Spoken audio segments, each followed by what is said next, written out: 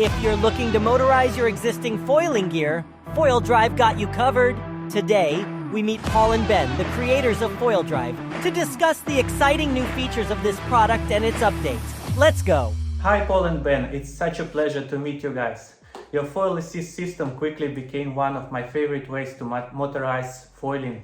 And while other companies are creating very large and very heavy eFoils that last for 3 hours, your approach was completely different. You went in an opposite direction. Could you tell me how you decided this specific route in creating a super lightweight system? Well, I think it all started from myself foiling and becoming disappointed with just not being able to catch waves, which actually prompted me to go and build my own eFoil.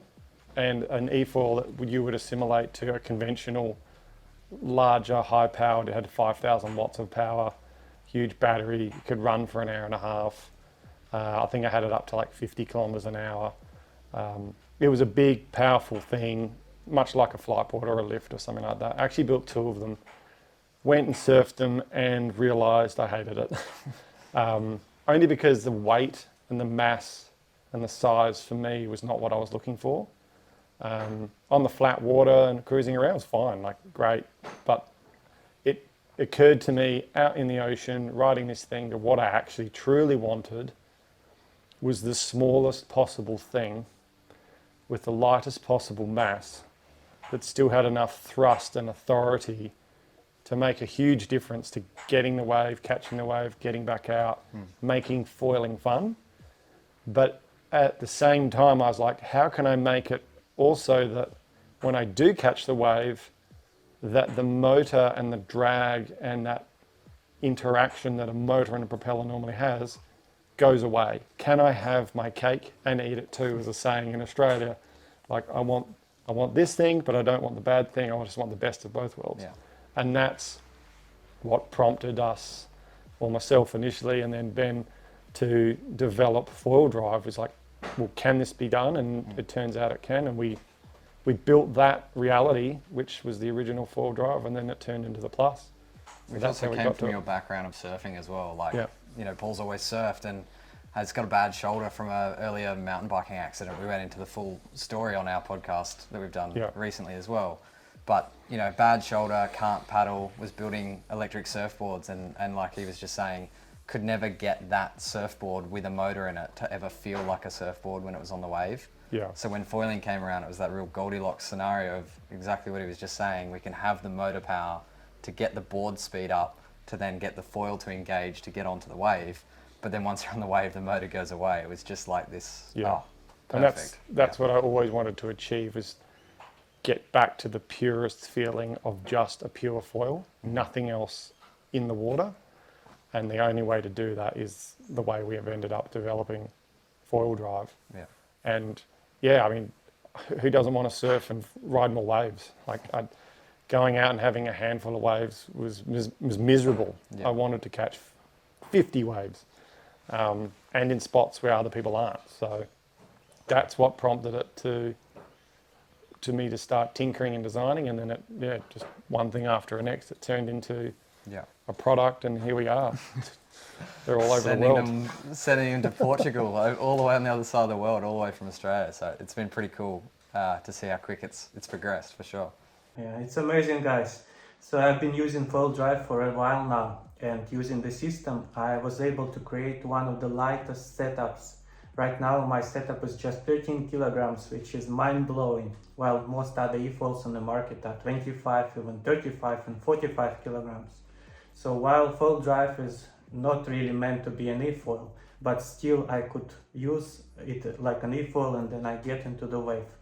But for people who don't know the system, can you quickly cover what are the main use cases of FoilDrive? Is it meant for big subboards, or it can be used also for wing foiling, for prone foiling? What are the main use cases?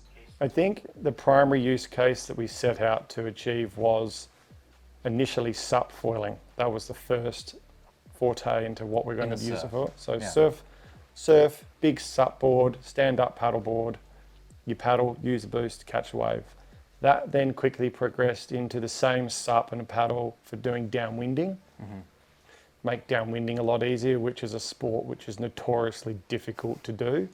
We made that obtainable and really quite easy to do, which was exciting.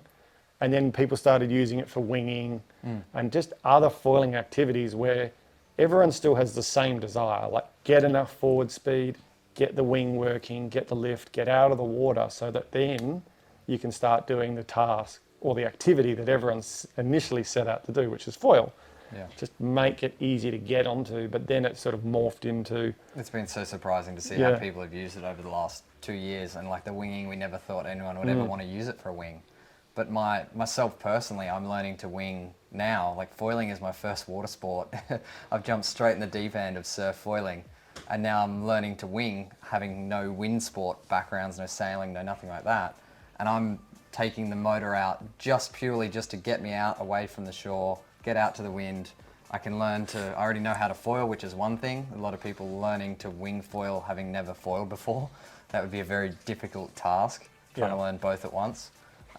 Getting blown downwind, not being able to tack back up and get back upwind, but being able to just flag the wing behind me and just eFoil back up into the wind to turn around and keep going. Yep. Out of a 1 hour session, flogging myself trying to wing foil, I get as much time as possible actually practicing wing foiling, not falling off and holding the wing and then getting blown downwind and walking back up the beach. So it was an area that we never thought people would ever want to use a motor, but it's a great safety blanket. We've got customers with all sorts of stories of getting themselves back on shore when the wind drops and not having to face an hour paddle home and things like that. So all sorts of things. That learning to foil as well. I mean, we're definitely biased because this is how we learnt to foil, was with motors. But it's definitely the quickest, safest, easiest way to learn to foil too. You get to hold the power in your hand and do everything on your own terms, as well as being able to, like for lessons and stuff like that, schools are putting the motor halfway up. Another benefit of the FoilDrive system of being able to move the motor up and down on the mast. If you put the motor up high, you can never breach a wing. You can never roll the board on its side and fall into a wingtip. If you can only get sort of that far off the water, and then the board just slows down and comes back in the water. It's very hard to. It's not impossible, but it's certainly harder to hit a wingtip. So that learn to foil sort of thing. And then people started trying to eFoil the original system, which it was never ever intended to do. Like it was never designed to be an eFoil. And of course, you release a product, people will find different ways to use it, and then people ask for that. So with the FoilDrive Assist Plus, we made the external heatsink, which allows you to eFoil it around if you want to. Again, it's not designed to be an eFoil. You asked the question, what did we design the product for? What's it supposed to do? It's designed primarily to be the lightest, smallest, most potent little motor package that we can come up with that allows you to do all sorts of foiling activities easily. But it just so happens that if you run a reasonable size wing, that you can eFoil it around and around and around if you want. It's not going to go for hours. Most people get 20, 30 minutes max. But you can do it. So it seems to sort of like you can do pretty much anything with it if you want to. But people criticize it sometimes for saying, oh, it doesn't run for very long in eFoil. It's like, well, yeah, it weighs 3.5 kilos. It's not designed to compete with a board, as you said, that's 25, 30, 40 kilos, which their battery weighs more than your entire foil system. If we wanted to make a FoilDrive that could foil for 2 hours, easy. Not a problem. But I don't want to ride it, and it's going to be big and heavy and whatnot. So, and there's plenty of other brands that make fantastic eFoils. And if you want to go and eFoil around and around and around, go and buy one of them. If you want to do it for hours on end and go for 30 kilometers or whatever it is that people do on their big eFoils, that market's saturated. And I think the other really important thing that we haven't mentioned as well of the purpose is like use your own gear. There's so many guys that already have, guys and girls, that already have wing foil gear, they already have surf foil gear, sup foil gear, whatever it may be. But they just need that little bit of extra power to help them because sore shoulders, don't have enough time to stay fit, all that kind of stuff, or they want to just get as much out of their water time as they can. Or just, as well as cross over all these disciplines. Use your wing foil board to go learn to surf foil or run boards and wings that are so small and high performance that you'd normally never even consider them. I mean, look what you're doing, Mike. It's amazing to watch. You only had it for not a very long period of time, and you just went boom, boom, boom, boom, boom. You went from this huge inflatable SUP to riding this tiny little 30-litre prone board, which is insane. 13 kilos, yeah.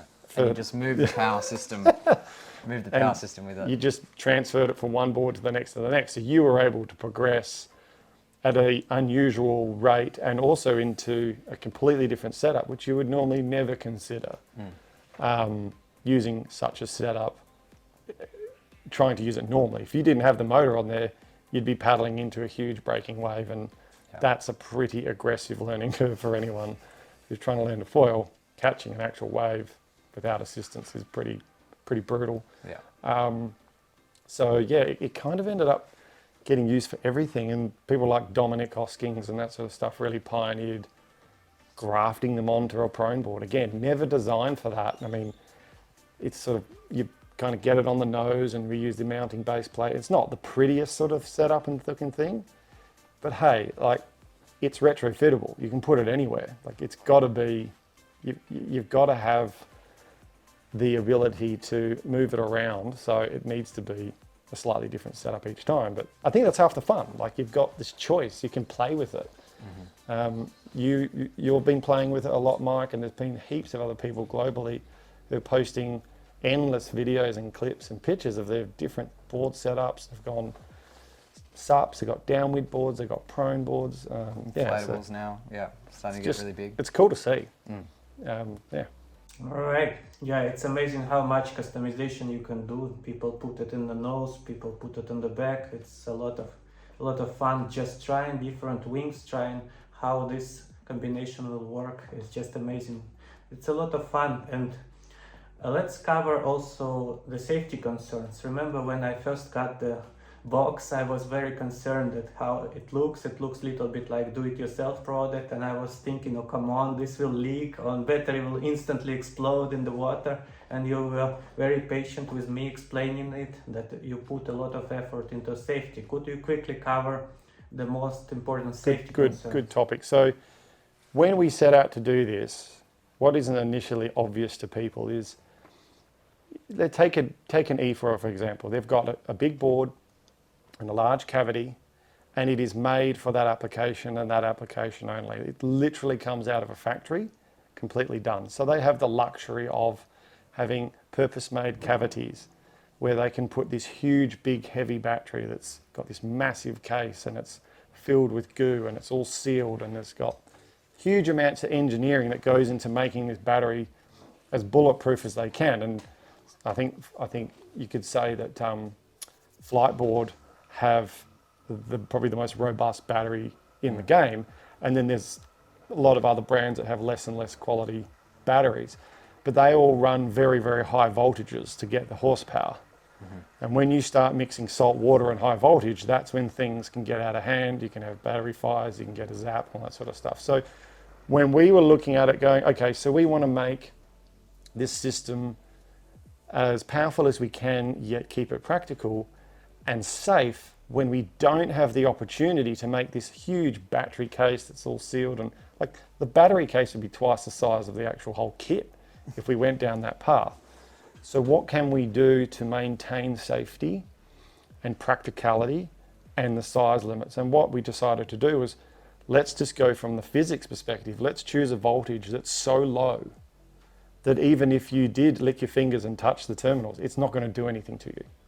So we're operating well below half the voltage as to what normally much larger systems run, to achieve a safety of, well, it's not even high enough voltage fully charged to hurt you, so it's out of the spectrum of dangerous power levels. So that was an engineering way to just delete the problem by not even having it there in the first place. The other thing, like the box, like, yeah, sure, it looks a little bit DIY, but as I said in the podcast the other day, my focus was maximum performance, minimum weight, minimum size, aesthetics and pretty looking things. If they don't add to the performance of the system, they don't go on. If you're not adding to the performance of the system, you don't go on. So we chose an enclosure that was like you've got one, you know how tight that is. The battery just fits and the plug just fits and it just closes. There is almost zero wasted space in that box, and that's the only way we can make this thing as powerful as it is for such a small size. And people forget that whole box, power system, battery, and everything is like 2.1 kilos with the biggest battery. That's nothing. That is super, super light. And you know, like as long as you shut the latches properly and you follow the instruction manual, it won't leak. Yeah. And even if there is an instance where it does, the battery is waterproofed as much as we can. And look, nothing is impervious. Even expensive eFoils have problems, but we actually have good warranty and service and support, and we'll back people up. But we tried to answer your question without going on and on and on. We tried to engineer it to make it safe from a battery and voltage perspective, and we kept the overall system as simple as we could, yet still achieving. It's really difficult to actually make something that small have that much power. It's just not easy. People think, oh, I could make that. It's just not that straightforward.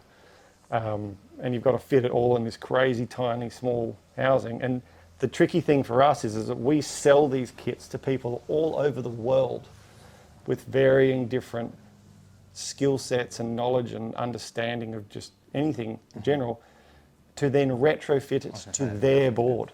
Whereas if you buy a pre-made eFoil from a factory and it comes completely built, the factory's had all the opportunity in the world to try and make sure absolutely everything fits perfect and it's going to work first time. We're on the opposite end of the spectrum. We're trying to allow people creativity to do stuff, but we have to put the onus back in their hands to say, mount it properly, make sure it's secure, put the battery in properly, you know, shut the lid, actually read the manual. Like, as long as people do that, it's fine. But it's when people don't, that's when they can, you know, like any product, they can have hiccups. So I'll give you one small, like, you know, real life use case as well, or study case, or whatever you want to call it. We had a customer recently let us know that in Tahiti, he got absolutely hammered on a reef break. They had a really big swell come through, and he just got dumped in, I don't know, double overhead or something or other, straight onto the reef. And it tore the foil off his board. It snapped a foil in half, and I think his tail as well. It tore the motor. Destroyed everything. Yeah, it tore the motor off the box, all that kind of stuff. But long story short, the FoilDrive box was lost in the ocean for 3 days. And as this swell went through, it was just getting hammered in the reef, all that kind of stuff. And then the storm passed, or the swell passes through, and they went free diving for it and found it 3 days later completely still sealed. The whole external surface of it was completely, mangled. We've got photos We've got photos of it. We've got it here. Yeah. But the actual box was still fully sealed, closed up, in perfect working order internally, missing a motor that got tore off with the foil. And the guys in the workshop here in Australia, we opened it all up, pulled everything out, replaced the battery.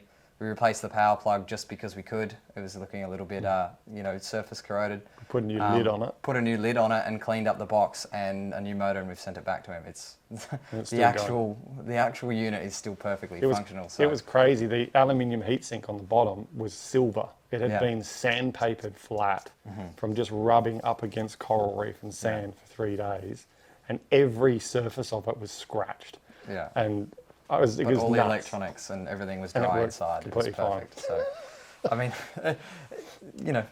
take that as you will, but it's we thought that was a pretty good test. Not recommended, but that's a pretty harsh. Yeah, but new board, new foil, new tail, the whole lot. So, yeah. All right, guys. And I cannot wait to see what the new updates you're coming up with this season. For example, I see behind you have a new integrated mast. Can you tell me a little bit more about your new integrated mast and how it will improve our experience with FoilDrive? Yeah, so again, a lot of the products that we sell exist because we're foilers and we enjoy foiling and we want the best feeling on the wave. So I myself, about 6 months ago, started tinkering with what I was sitting there thinking, wait a minute, so there's literally hundreds and hundreds of people all over the world, and a lot of them have rung up and emailed in and said, look, I don't go foiling anymore without my FoilDrive. I just love it. That's all I want to do is use my FoilDrive, and they're just frothing on it, which is great. But then it dawned on me, it's like, well, if there's a lot of other people out there like me, because I just do not go out without my FoilDrive. I can't be bothered. If I don't have it, I don't go. Why don't we make a mast and a motor and a pod and a combo that's fully integrated into the mast, set up at your favorite position, so that it is literally ready to go anytime for any board. You just put your normal 4 bolts into the board, run your cable over the back, click your box on, go. You just go for it, and there's no tape, there's no cable guides, there's no mucking around trying to line up. It's ready to go. So I started tinkering with that, and we made it, and iteration after iteration, we got to the point where we are now, where we've got a Project Cedrus aluminium mast, which we buy from him, but we modify it here at FoilDrive to make it work. And we've got our own custom laser sintered nylon pod, which is completely sealed. And we've got our own custom made base plate where the cabling and all the power plugs come out neatly out the rear. So what it's allowed us to do is have a system that's completely smooth and hydrodynamic through the water. The only thing that goes through the water is the pod. And all the gaps and all the seam lines and all the holes have been filled in. So it's as hydrodynamic as it can possibly be. And it's also being completely sealed on the mast. We've actually filled up 3 channels out of the 4 in this mast, and the pod has been sealed. So they're actually buoyant. Those parts are actually adding to flotation on their own, which is not normal. So again, we've gone to the nth degree to try and eke out as much performance as we can.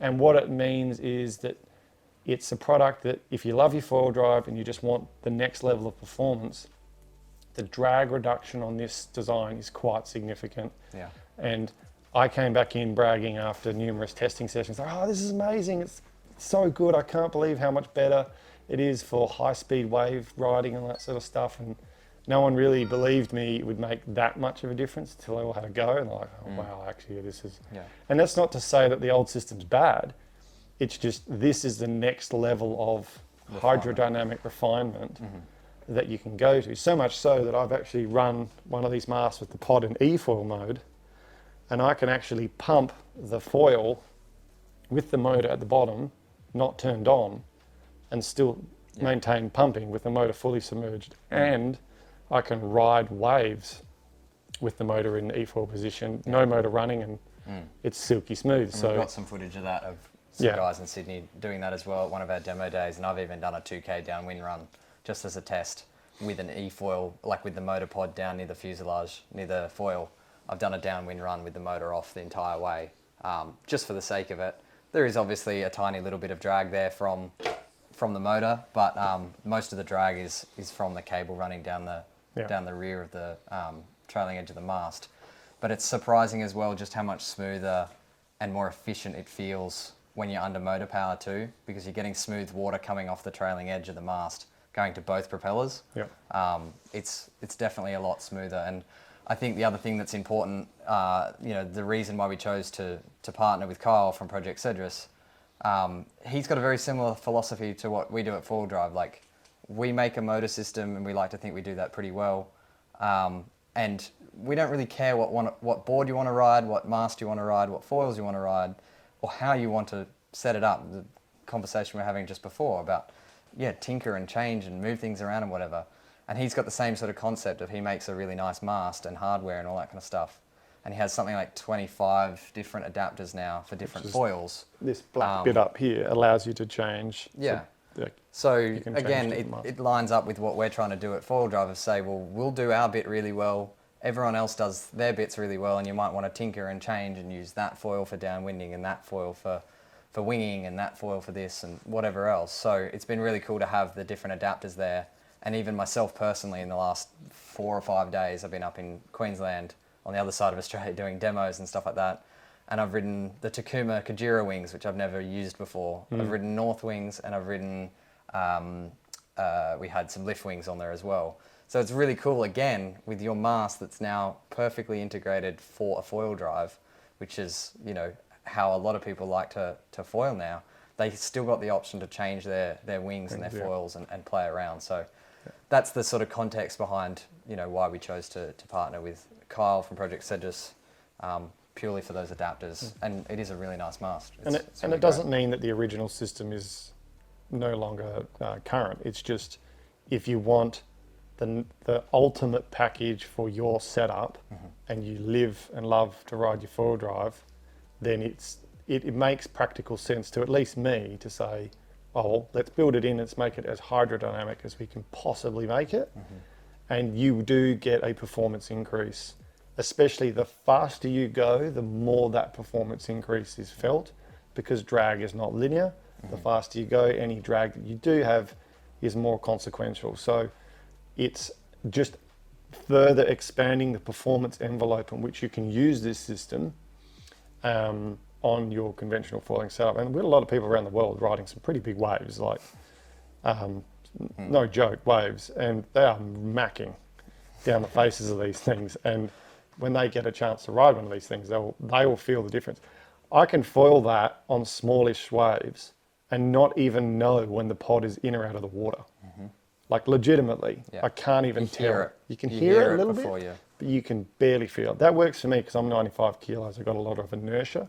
Ben's a lot lighter, so he has, relative to his mass, a little bit more drag. He can feel drag more, is what I'm trying to say. But even then, the first 3 or 4 times I took the mast out, I couldn't, it was very difficult to tell where the pod was, and then the board would touch down, so. So that'll be fun. Yeah. And you'll have one soon to play with. Yeah, I cannot wait to try it out because I'm so excited about this product. You can see I've been riding it almost every week, and today, even after this interview, I'm going straight to the water.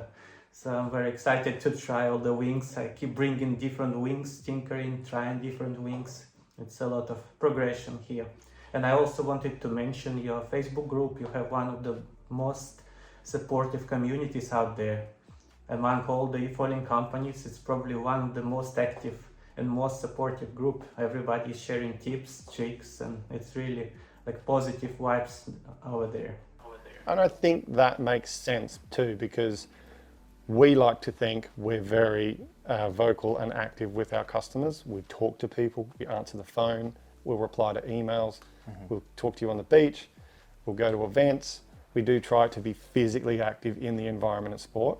But we also sell a product that lends itself to the tinkerers and the people that want to muck around and try crazy things. So it has that level of excitement that you can have your own creative touch on how you use it, as opposed to conventional products, which is pretty much, it arrives in a box, that's how you use it, that's kind of it. And that's not to say that that's bad, it's just not conducive to being creative and trying different things. I mean, this board here is 49 litres. I could ride that one day, and then the very next day I could be on a 110 litre sup doing downwinding. Like, they're chalk and cheese when it comes to setup, but I change it all the time. And I think most of our customers are changing their setup all the time too. So, and the group is fantastic. There's a lot of really good people on there. And we try really hard not to filter it too. Like I said, we can't always encourage some of the ways that people want to use our equipment, but we don't try and filter it and say, don't post about it, or don't try and encourage others to do it. We try to keep it very open and honest, and I think we do that pretty well throughout our entire business to keep everything open and honest. We're just real guys as well in Australia, just trying to make the things that we want to ride and we want to use, and we know that other people want to as well. There doesn't have to be any smoke and mirrors. We'll openly talk about things when they need to be spoken about. So and let other people do that too. And we do leave on the group if there are things that are wrong. We don't moderate it. I know a lot of customers have actually reached out to us to say we love the Facebook forum because we own, well, not we, these other people own bigger eFoils, and they are forever seeing heavily moderated content where stuff just gets removed and deleted as soon as it's not to the liking of that parent company, which just doesn't help people learn and progress. We learn too from our clients. You know, like they come across things that we don't come across over here in like Arctic environments and crazy stuff like that. So, you know, it helps the product evolve. It helps it make it get better as it goes along. We do try very hard to make it the best thing we possibly can. at the price point it is. And we like all the suggestions of things that people want to see. Your suggestion, Mike, of a boost mode, it's come up a few times in our discussions and whatever. And every time anyone suggests something that we should do, that sends Paul into a frenzy because the thought just loops around his head and he's got to work it out until it happens or works out whether it's something we can do or not. So yeah, we love all the suggestions too, and that helps the product grow because, as I said, we just want to make something that people enjoy riding. And if we don't get to hear what people want, then we can't make new cool stuff. Yeah, and it gives us, it's encouraging too. Yeah. It's good to see people enjoying it and providing positive. I can't say that enough to anyone that's watching this. Do leave a positive comment and say thank you, because the whole team, there's 10 people here that we actually we'll have team meetings at the start of the week and someone will bring up some of the coolest posts that we've had from customers. Some are quite emotional emails and letters that come in. Like people say that's changed their life. Like they're in their 60s, they're retired, they used to surf, they can't surf anymore. They got all the time in the world and all the aspiration, but no physical capability. And now they're out foiling 3 or 4 times a week, having more water sport activity time than they've had in their entire life. And some of these guys are quite emotional about it. It's given me a new direction and lease on life. It's like, wow, mate, that's pretty deep. But pretty I'm cool. Serious. If I wasn't doing this, I don't know what I'd be doing. And some of them hilarious. They will buy multiple systems because I said, I'm just worried that if you ever stop making them, I'm not sure what I'm going to do. So funny. Yeah, please don't stop. Yeah, because this product is really life-changing. I can confirm that. And I think we all should really thank you that you took this path, because it's a very unusual path. You're not just trying to do another eFoil. You went in completely different direction and you had this vision and you just put all the effort and it turned out really great. So you made it happen. So we all are very thankful and we all appreciate you guys. Keep on doing it, and thank you so much for your time today. I want to thank you once again for this great interview, and I cannot wait to try your new updates in the water very soon.